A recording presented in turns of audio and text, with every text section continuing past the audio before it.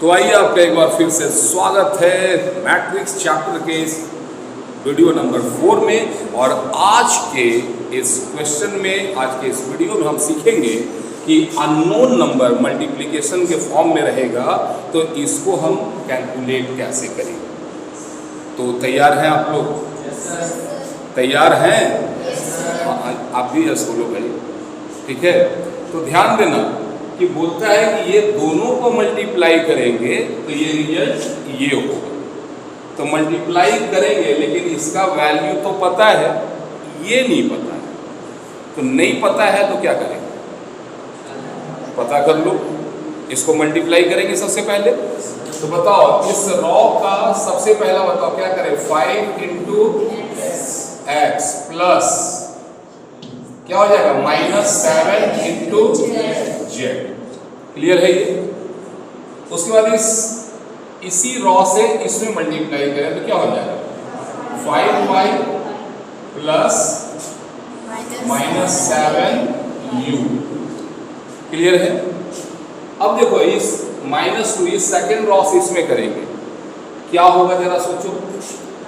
-2x plus 3z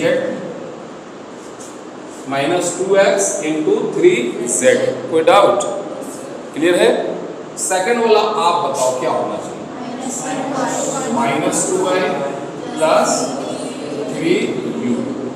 ये मेरा u आ गया। ये सिंगल है, ये सिंगल है, ये सिंगल है, ये सिंगल है, और इसके बराबर क्या होना चाहिए?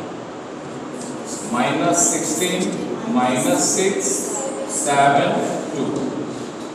आपको याद है मैंने बोला था बढ़का का निगाह बढ़की से, मंझला का मंझली से, संझला का और छोटका का। तो हमको बताओ ये 5x -7z बराबर हम क्या लिख सकते हैं? -16। Very good. अब बताओ इसको जरा गौर से देखो। ये x वाला -2x प्लस 3z बराबर क्या लिख सकते हैं? क्लियर है? ध्यान देना कि जब भी इस तरह का सिचुएशन हो, कोई है ऐसा कोई हमको काटना है किसी, ताकि वो हट जाए। यहाँ पे x भी है और z भी है, तो हम ऐसा कुछ करेंगे कि एक तो कोई आइटम कटे, यानी कि दोनों को बराबर करना हो। तो जरा सोचो ये x को काटे, अगर इसमें हम 2 से गुना करते हैं, ये अगर है ऐसा, ये वाला, इसमें अगर हम 2 से गुना कर दें, और ये जो सिस्टम है इसमें अगर हम 5 से गुना करें, तो क्या ये x बराबर हो सकता है? क्या नया रिजल्ट होगा? 10x -14z is equal to 14z is equal to -32। 2 से गुना कर दिए। अब ये वाले को 5 से गुना करें तो क्या हो जाएगा? ये -10x plus 15z is equal to 25। अब जरा देख, ये तो खत्म हुआ। 30 चेक कर रहे थे यार तुम लोग। हाँ चेक कर रहे थे, समझ गया ना? कोई डाउट? अब बताओ यहाँ पे 14 और 15 में डिफरेंस निकालें तो क्या बचेगा? सिर्फ जेड प्लस में या माइनस में? प्लस में। तो जेड का वैल्यू क्या दिख रहा है आपको बताओ? 3। कोई डाउट? एक आइटम मालूम हो गया जेड का वैल्यू। अब इसको अगर हम नॉर्मल हालत में इसको अगर इक्वेशन 1 माने या इसको इक्वेशन 2 माने, तो ये दोनों में से अगर हम z का वैल्यू बैठा देंगे तो क्या x का वैल्यू आ सकता है? आ सकता है? तो चला देखो जरा सा। अगर ये इक्वेशन 1 मान लो कि 5x -7z बराबर अगर 16 है, तो बताओ ये 5x और z का वैल्यू 3 था, तो -7 बराबर -16 होगा। और ये 5x is equal to -16 plus 21 is equal to 5 आ जाएगा। 21 में से 16 घटाओ तो 5 आ जाएगा। अब बताओ ये x का वैल्यू 5/5 यानी कितना आ गया 1। ये आधा प्रोसेस मैंने किया, x और z का वैल्यू आ गया। हमने क्या किया था, ये इक्वेशन को लिए थे, ठीक है। जब आप इस इक्वेशन को लेंगे तो y का वैल्यू आएगा और u का भी वैल्यू आएगा। क्या आप निकाल सकते हो? चलो जरा तो कोशिश करो। इस क्वेश्चन को आप गौर से देखो। बोलता है एक मैन्युफैक्चरर है, 2 शहर रांची और आगरा में अपना 3 प्रोडक्ट सेल करता है। तो उस प्रोडक्ट में पहला प्रोडक्ट क्या है, ABC। ये आगरा में बेच रहा है कुछ माल और कुछ सामान रांची में। बोलता है आगरा में कितना कितना सेल किया।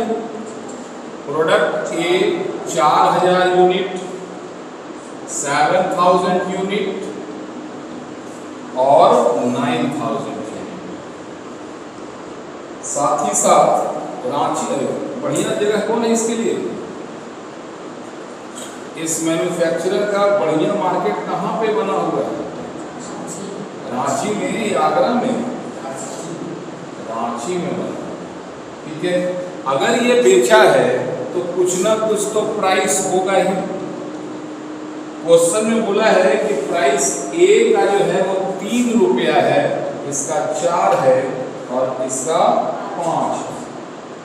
तो उसका टोटल सेल आपको निकालना है कि रांची में वो कितना का माल बेचा और आगरा में कितना का बेचा।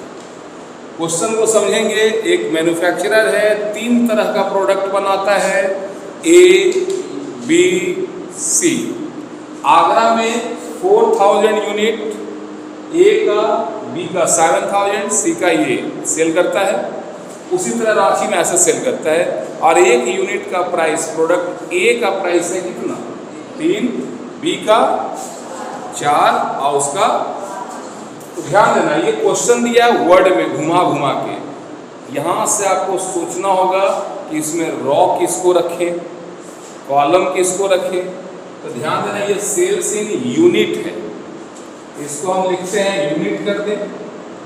यूनिट मतलब क्या, यू फॉर यूनिट। बताओ यहाँ लिख सकते हैं हम लोग 4000, 7000, 9000। ये प्रोसेस बनना चालू हो गया। और दूसरा क्या है भाई 10,000, 8,000, 8,500। ध्यान देना। अब देखो जरा प्राइस हमेशा एक अगर रॉ में दिख रहा है तो दूसरा कॉलम में रख देना 3, 4, 5। अब गुना कर सकते हैं। एक रॉ का गुना किससे करते हैं, एक कॉलम से। तो करके देखो जरा। और ध्यान देना एक कॉलम, ये एक ही कॉलम है ना, इसलिए इसको ऐड करेंगे। क्या करेंगे, ऐड करेंगे। अगर कॉलम 3 होता तो फिर ऐड नहीं करेंगे, अलग अलग होगा। पिछले क्लास में कंफ्यूजन हो रहा था ना।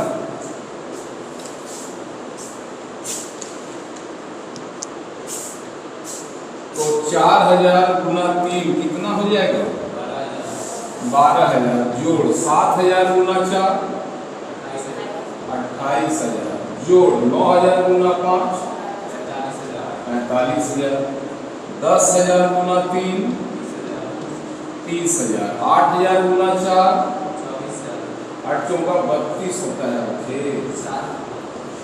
और 8,500 गुना 5 50 25 8 40 42,500। इसमें पहला वाला जो है वो आगरा को इंडिकेट कर रहा है और दूसरा वाला रांची। तो बताओ ये सब को जोड़ के लाओ,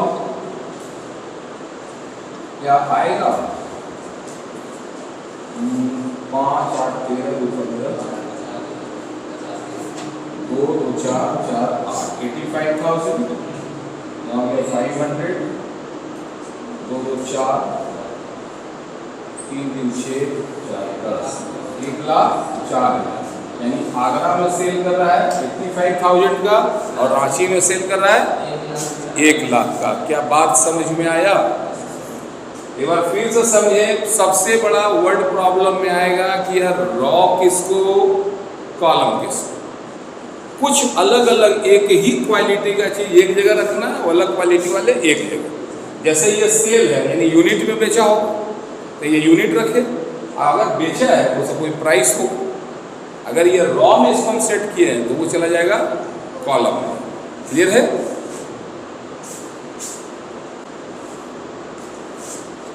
क्या ये बना पाएंगे आप लोग?